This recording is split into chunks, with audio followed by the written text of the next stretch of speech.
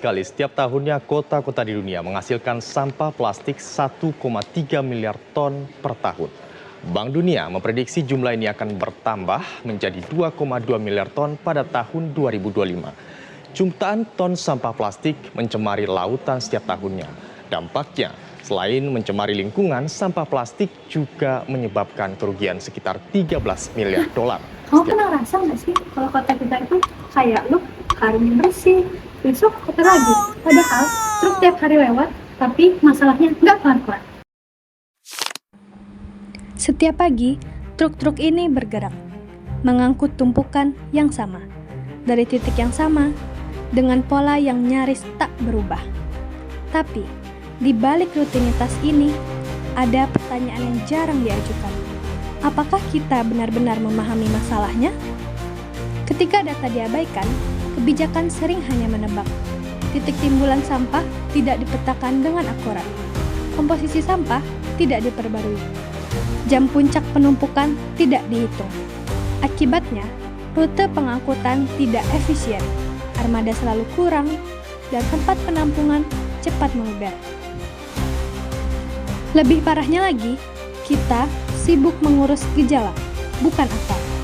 Padahal, data bisa menjawab, sampah datang dari mana, berapa banyak, jenisnya apa, dan intervensi apa yang paling tepat.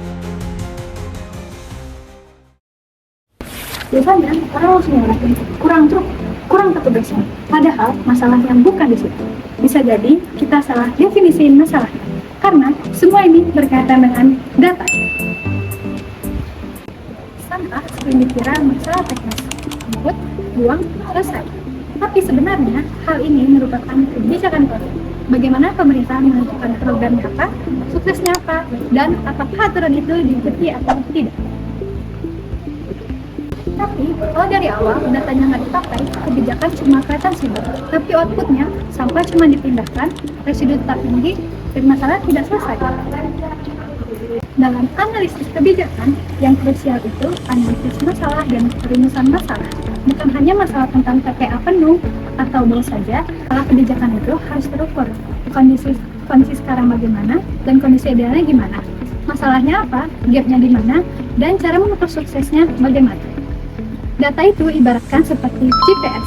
Jika kebijakan tidak ada arahnya, maka kebijakan akan jalan tanpa tujuan yang jelas.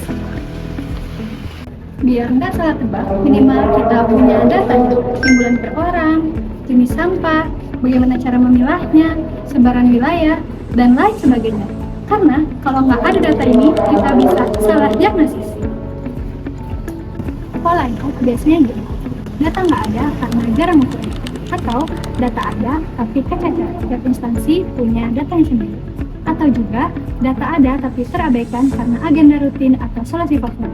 Pada akhirnya, data cuma jadi laporan saja. Kalau masalahnya didefinisiin dari TPN penuh, truknya kurang, maka solusinya bakal lari ke hilir, tambahin truk, dan perluasan wilayah. Solusi ini biasa disebut dengan end of pipe. Padahal ya, end of pipe ini banyak dikritik oleh orang, karena tidak efektif untuk jangka panjang. Harusnya kita benerin residu dan kelola akar masalah. Syaratnya ya, kamu tuh ngepel, tapi kerannya bocor terus. Tadi kasusnya dapat kita lihat dari pengolahan sampah di Bantar Gebang. Kalau masalahnya cuma dilihat dari kapasitas hilir tanpa data dari dulu, maka kebijakan akan jadi reaktif.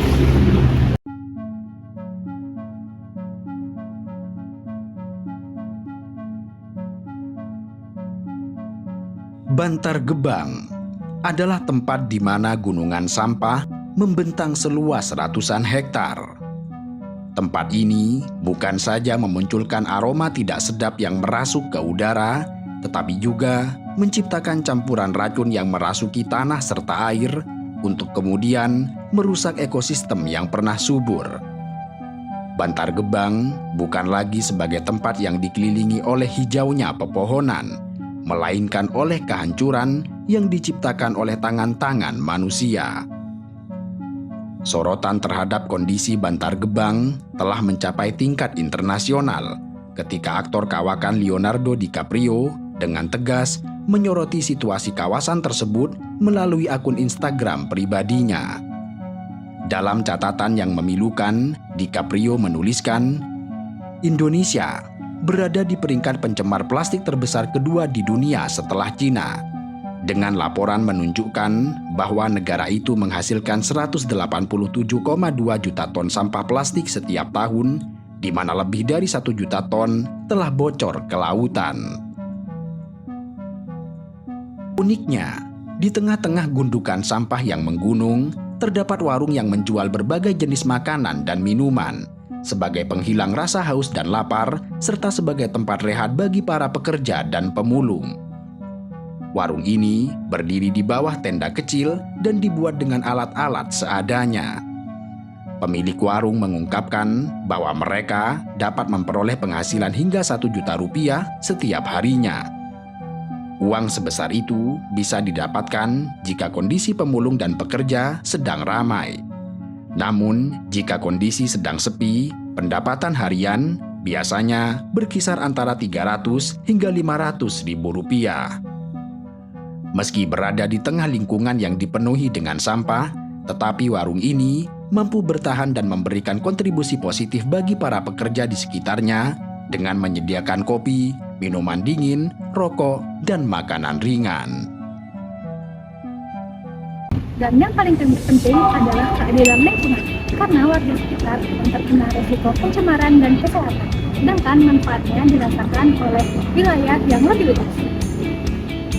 Jadi, pengolahan sampah di kota besar selalu gagal karena hanya dilihat dari gejalanya saja. Pada akhirnya, kebijakan ini hanya akan bersifat hand-off atau fokus pada anggaran saja.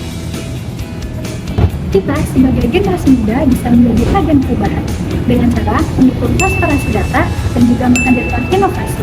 Maka, kebijakan ini akan dapat dirasakan secara nyata.